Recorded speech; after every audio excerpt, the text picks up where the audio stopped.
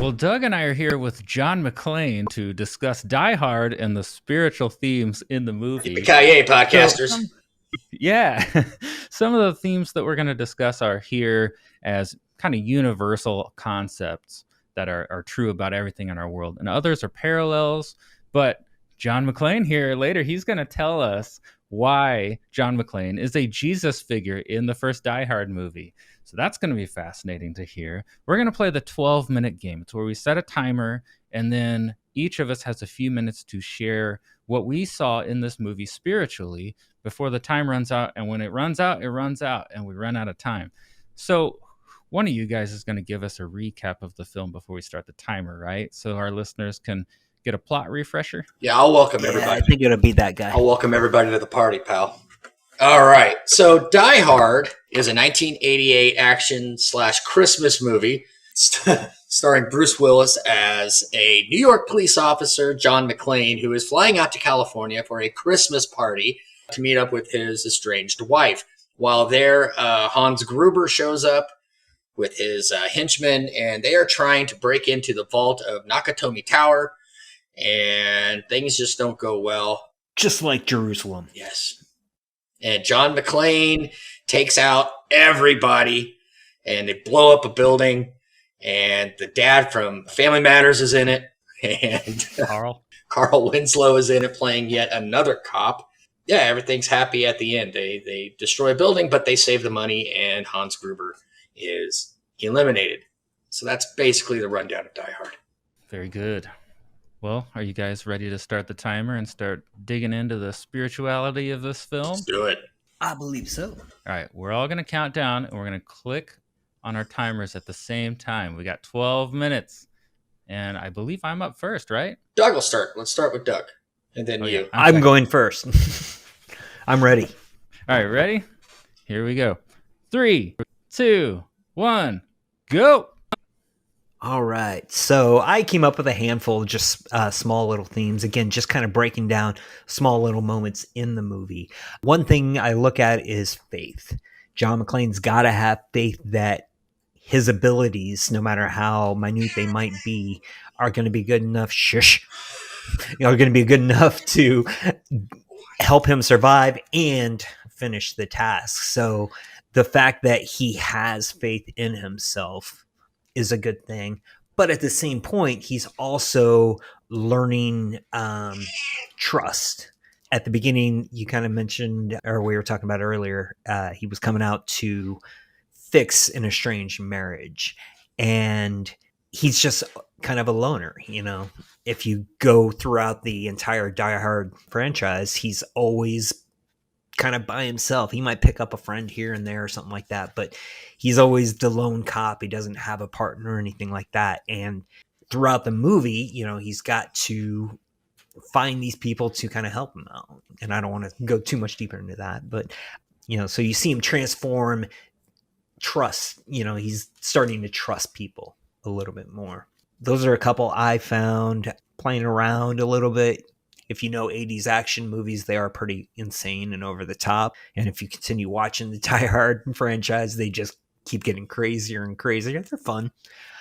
So you could throw in a little divine intervention because of the 500 million bullets shot at him. I don't think any of them really hit him. Did he take a bullet? He just cut his feet. Cut his feet with glass. Right? And I think glass being shot and fell on him, and that's what made him bleed. Cut him up. He got punched a couple times, but yeah, I don't think he took a shot in this one. So yeah, so I'd have to go with a little divine intervention with that too, because come on, yeah, exactly. But those were a couple of just little things I found throughout the movie that jumped out at me. Yeah, but I think you guys got something that goes a little deeper. Yeah, I picked up on the divorce theme because I noticed, okay, John's trying to repair this relationship. He's traveling there to try to save his marriage, basically. So it's interesting in itself to just explore the concept of saving a relationship, right? But then to throw like a terrorist situation in this movie and make that the obstacle that he has to get through, I thought that was a different way of talking about the subject of coping with divorce. And then there's another rooster in the hen house, to quote Jack Nicholson's Joker. There's a guy that is kind of trying to woo her. So to save this relationship, you like you said, you have to have faith, because I mean, how in the world is he going to get over these obstacles? Like the cold shoulder from his wife in the first place is a hard enough thing to get through, but he is pursuing this connection even though it's cold at the moment. It's like, why do we do that? I almost think we're wired as human beings for connection. So that's why I kind of latched onto this as a spiritual theme. We want to fix these relationships even when it doesn't look like they can be fixed sometimes. And it's almost like he had a lot of us give up because, you have to have faith that it can be fixed. And he actually has to go through a bunch of people with guns to get to her. But I also thought he was a reluctant hero. So that's another spiritual theme I picked up on. Yeah. Because he's trying basically to do the right thing. He's not like Rambo, and he's not like other action stars where he's just going to go in there and just kill everyone. That's not his first impulse. Like, his first impulse was to just get out of there alive, or save the people. And he kind of uses trickery. It's almost like he, as a last resort, kills people because he gets attacked, or because he has to. So I thought that was interesting, because your normal 80s action hero probably wouldn't take that approach. Yeah. And I think about, like, what would I do if somebody like broke into my house? Would you kill? So on the spiritual side, I think Jesus kind of took a nonviolent approach. He was always telling his followers, like, don't swing your sword at people, And so I try to think about, what would I do in that situation? I'd probably be pretty reluctant to kill somebody, but if you absolutely had to, I don't blame anyone for doing that. So I can relate to John McClane in this movie more than a lot of other action movies where it's just about revenge, or it's just about mowing down the enemy. That's why I liked Bruce Willis's portrayal here more than everybody else. And he's not really that macho. He's like complaining about the glass and stuff. It's the guy from And Moonlighting. that's like me, I'd be like, oh, this sucks, man. And then try to keep going. Yeah. He actually, I don't think was I don't know who their first choice was, but when they came to him, they said, Frank Sinatra. Was it Sinatra? It was in the contract. Oh my gosh. Yeah. Can you imagine that? I thought I heard something about that. Well, when they said Bruce Willis, everyone's like, Bruce Willis, he does comedy. He's on that Moonlighting show. It's a romantic comedy. He's not an action guy. And his first day on set, the first film or the first scene that they had to shoot was them up on the roof, and he's trying to get everybody off, and he has to like fling over the side of the building. That was the very first thing that he had to do. That's the first thing. That's the first thing they shot with him. It's like they started at the top of the building and then just I guess they worked their way down. But that was the first thing he had to do when he got on set. So, but Nathan, I'm kind of with you on that with the reluctant hero thing. So I kind of found a parallel between him and Jesus on the fact that they're kind of everyday guys. They don't look anything out of the ordinary. He's just a New York City police officer. He's any other police officer. Jesus was kind of the same way. He didn't really stand out in the crowd, but the carpenter. Yeah, I mean, no one's going to look at him and think twice until they start taking action. And that's when someone starts to notice who they are. And even then, like John McClane would not give out his identity. He didn't tell everybody he's a police officer. I'm not telling everybody my name. This is just, I'm trying to warn people if this is what's happening. And Christ was the same way. He didn't really come right out and say, I'm the Son of God. And immediately he kind of kept it in. And the other parallel I found between him and Jesus was, they had to recruit people to help them with their mission. Jesus had his disciples, and John had Argyle and Officer Powell. Those were that's what he had to work with. But yeah, very reluctant. Like he didn't come into this he was there for a party. He wasn't there to save lives. And in the end, that's what he actually ended up doing was saving these lives. So yeah, he's just kind of the unsung hero there. You're not really thinking about it until until he has to act. And just like Jesus, he was willing to sacrifice himself. Oh yeah, he took a beating. The movie ended differently than Mm-hmm. Jesus, but still, he was willing to lay down his life to save the lives of others. Yeah. So. And one thing I noticed is his appearance from the beginning to the end of the movie. In the very beginning, he's wearing a tank top very similar to the one that I've got on. It's white, very clean.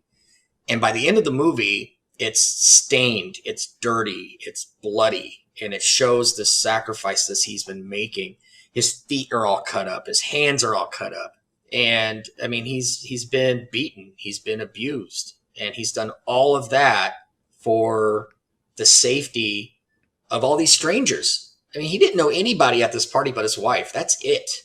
And he did all of this to save these people. And it's kind of a comparison again with the way Jesus worked was, Jesus as a carpenter, and you always see him in white and he's glowing and he's like this, but when he's on the cross, it's not how he looked. He was beaten and he was bleeding and he was cut and he was wounded. And he did all of that to save all these people that he didn't know. So is there a connection there between the dressed in white? I mean, that's a religious idea, mm-hmm. a symbol of light, dressed in white to dressed in blood. Is that kind of what you're saying there? Yeah, and in a way, that's interesting. It is. And whether or not that was done intentionally or, is this an intentional thing or was this just a coincidence thing? I don't know. I know Die Hard was based off of a book in the 70s, but you just have to, when you see this and you kind of see the parallels, it's hard not to think that maybe there was a little bit of purpose put behind some of this stuff. Or it could just be coincidence that he was in the process of changing his clothes when everything broke loose and that's all he had on. I mean, that's the other that's the other thing, but it's just, his journey through that movie is very similar. You did mention the number 30 is everywhere. Yeah. You mentioned that on camera. 30 is associated with Judas's betrayal, and whether or not that's coincidence too, because I don't know how I feel about the numerology of the Bible unless it's really obvious. Yeah. But the 30 pieces of silver that he threw 30 pieces of silver. Send Jesus to the cross. So I wondered, is that why that number 30 is everywhere, or is it just a coincidence? That's a good one. I forgot about the 30 pieces of silver. Yeah. Christ was a carpenter until age 30. And the floor number that all the hostages are being held on is 30. And there's 30 hostages. So that number shows up a lot. And I don't know the address of Nakatomi Tower, but it may even been 30 Nakatomi Place for all I know. But I don't think so. Probably not too much. But so any other, would you think or when Pal goes and gets all the Twinkies, are they trying to set up some kind of, never mind. Never mind. Oh man. Yeah, We'll never know about the spirituality of Twinkies because we ran out of time. That seems to happen. Anyway, that was a good one. Oh well. Well, that was Die Hard. Cool. Yeah, there were some cool things in that, so I think that was a good one to do, and a good one to watch if you haven't. I watch it way too much. Don't bite me. Shush. Hey, get out of here. Whoa, your cat just abused Okay, cat needs attention, so we should probably cut this off. All right, guys. Well, we will be back again soon with another episode of, what are we calling this? Movies in 12. Yeah, let's call it that. Sounds good. We still haven't figured out whatever the title said at the beginning. Yeah. Hey, if you thought this was fun, like this video, subscribe to our channel, turn on notifications, and that will help us make more videos. So we'll see you next time. Adios. Yep.